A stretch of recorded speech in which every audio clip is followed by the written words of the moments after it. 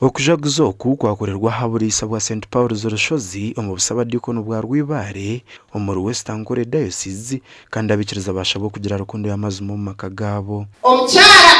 oyina omwoga gwawe obuwabire n'okalamba kumba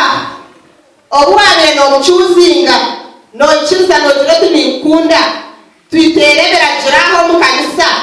nareba bwagarukamu mwatere ebindi ebyebiragiro deyimata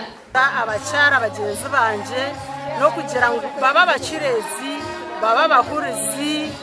batine ruhanga bakunda abashija babo bakunda amaka gabo amamaka marungi nugo ko kwishakurwamo abana barungi abikirizaho nabashabo kuba abakozi no kutungura amaka gabo nkebe biratukuza kuyamba abantu habo kuba echo kureberaho tukabasa kwato murabo ukagusimisa hasande sonyo nishaba abantu bona abina amataka hakanisa aha mizigiti aha mashomero aha makereziya garumwe bibira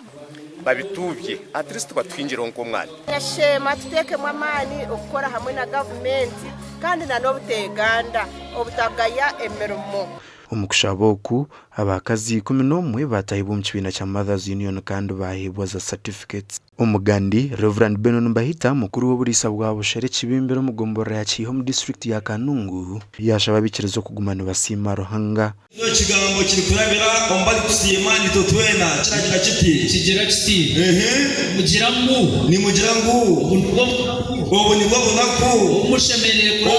kuyamaje majuganya gasheke majuganya gabonireke haze muburizi wanyu ikagumeryo mushaka bari kurara arabona mazima omukushaboku Patience Nwagaba senior warden w'oburisa yaba nasima mukama ntero muranga abantu ba Ruhanga bona